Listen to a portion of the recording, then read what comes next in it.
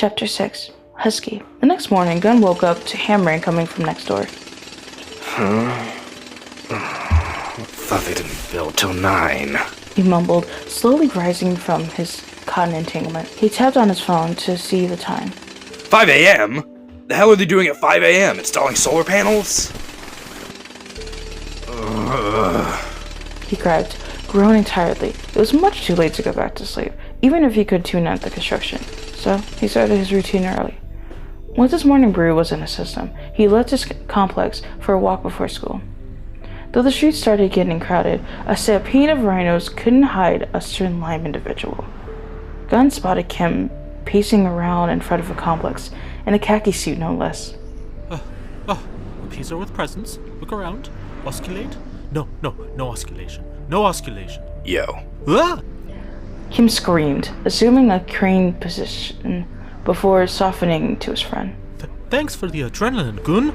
He snarked, sitting on the steps. Gunn chuckled. Had to make sure you weren't sleepwalking. So, what's the getup? New to making you do telegrams for bingo money or something? He asked, taking a seat next to him. Kim sighed, thumbing the bouquet. No, this weight on my shoulders is far more taxing than anything she could come up with. Gunn looked at what he was carrying. A box of Ganea chocolate and a hastily dyed orange roses. Oh, that lady you met, huh? I just don't understand. I can't trust that Woong is just a regular anthropomorph, but I can't forget these days. What is that? He exclaimed, his head in his hands. It's been a while since Gunn's seen him so frustrated. Infatuation must be displayed differently for Versits. Gunn patted his friend's shoulder, doing his best to calm him down. Hey, nothing's wrong with you, okay? If I thought someone I liked was a spy, I'd also freak out. You just need to go about this a different way. Kim kept silent before looking at Gunn. I got an idea. Gunn glowered as Kim as they walked to the door, Kim knocking on it. This better be worth it, G. It will. You won't be here long. Kim assured, fixing his tie. The door opened, revealing the spy in question. Her attire was business casual, but her smile could send anyone to the Bahamas in a heartbeat. Kim's face started to redden, his signature frown curling into a smile. Morning, Woong Nim. Kim? Oh, you didn't tell me you had company. Sorry, Woong. This is Gun. He's a friend of mine. Gunn waved. Just passing through. Nice to meet you. Oh, Kim's told me all about you. Come on in. I got some coffee brewing. She gestured, letting them inside. While Kim was giving his gift, Gunn excused himself to her bathroom. For the most part, everything seemed normal and organized. No weirdly realistic disguises or laser guns. But behind one of the doors, he saw that there was a kid sleeping. Wonder if he knows about them. He muttered before closing the door quietly. Walking down the hall, he could hear the two talking. Woong poured coffee in a mug next to Kim. You found an old vase in the trash. What did you do with it? Well, Nuna said if I find things and it wasn't near the shop, I can do what I want. So naturally, I studied it. Found out it had to be about 2,000 years old. He mentioned, taking a sip. Woong gasped. 2,000? That has to be worth a fortune. Did you turn it in? Kim shook his head, smiling. No, I don't really want the money, and honestly, I don't want it to be discovered. Woong scoffed, confused by his logic. But what if it's something that could help with society? What if we learn more about the past?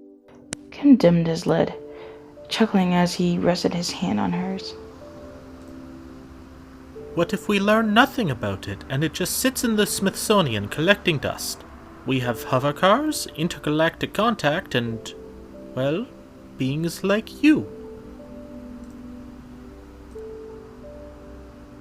He kissed her hand. Some things are just more important to discover. Kim shook his head, taking a seat. Sorry it took me so long. So, Woong, what exactly is it you do? Woong poured him a cup. Oh, I just do a bit of real estate. But I'm not making fairy princess costumes for slumber parties. Interesting. Any particular reason you do that? seem a bit mature for dress up. Woong smiled nervously.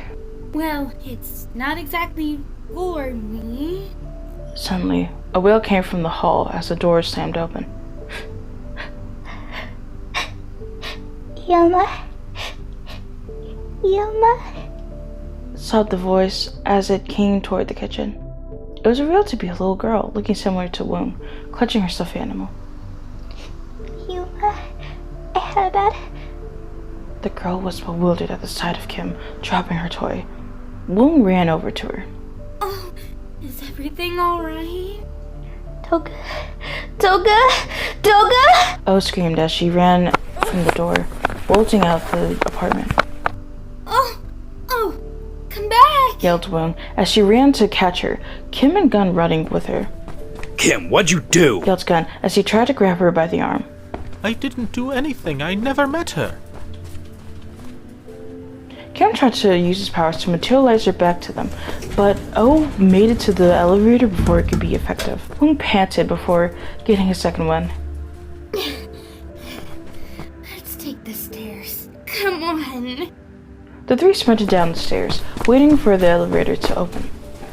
Once it did, O was nowhere to be seen. Woong looked around. Oh, stop hiding! Come back! Before she could look up, O's blanket fell on her head, showing her climbing on the roof of the elevator. Kim, grab her! Kim reached for her, only to get kicked in the eye before she flung herself to the entrance behind them, running out into the street. Ow! Gun puffed the air he had left in his lungs before running out to catch O in the bustling morning commune. He saw O running toward the park, screaming her little head off. Oh, come back! He yelled, weaving through civilians. Creepy creep, go away! She screamed, running past a police car. The window rolled down, a Husky's head sticking out to see what was happening before Gun ran past him. Let me take you back home. The Husky's eyes shifted as he called his department. I'd like to get some backup. Woong and Kim decided to take a cab around the block, Woong looking out the window as Kim held his eye. Do you see her anywhere? No, not at all. This is bad. O's good at hiding in plain sight. Gun labored his breath on his chase before halting once O took a sharp turn into a crowded alleyway, jumping off windowsills and up walls to the roof. It's a freaking speed demon. He leaned against the wall, composing his breathing. If she can climb up on the roof, she's definitely trying to get to the park down the street. Just gotta make it to where she'll have to land. He thought, before jogging where he thinks she'll have to come down. While doing so, he saw the girl who dropped the ring on the opposite side of the street on a run, his eyes batted around to which he pursue. O would be where others could keep her safe, while he could never get lucky enough to find the woman a third time. With that in mind, he ran toward the woman, texting Kim to get to the ice cream parlor near the park. Hey, slow down. Gun cut off as he tripped on his tired feet into a pair of parked hovered bikes, owned by very large and angry thugs, standing by. His eyes widened, seeing he dented one of the bikes, undoubtedly pissing off the thugs walking toward him. He fled the scene, getting chased by them as he caught up to the lady, grabbing her hand. She was shocked, prying her hand away as she ran. Help! Thief! She yelled. No, wait! He yelled back, getting stares from pedestrians. He was getting a call in his pocket, answering it. Kim, it's not a good time right now. Goon, you got to be careful. Police cars are wrapping around the block. Where are you at? I found the ring girl. I'm just busy getting chased by bikers. He juked the grass of the thug behind him before he grabbed the woman's wrist again. He walked her into a cafe, hiding from the thugs. The woman kicked him in the nethers, pushing him away from her. Back off! Gun mustered the strength while kneeling in pain to pull out the ring shakily. Here. You drop this. Hesitantly, she took the ring, reading the engraving. I thought I lost this. Wait. She spotted to get a better look at him, remembering him from the beauty shop. Oh my god. I'm so sorry. Gun waved his hand dismissively. No sweat. Would have done the same if I was you. He choked, slowly getting up. Just glad you got it back. She stood up with him, unclasping her chain to loom the ring through. Thank you. Good. You can call me Good. He held out his hand to shake. She shook his hand, smiling. Gun, I'm Toad. Nice to meet you again. Good. We got off. Just... Gun's phone cut out when the Husky and his police squadron entered the cafe spotting Gun. Freeze! He barked, pulling out a taser, which made Gun put his hands up.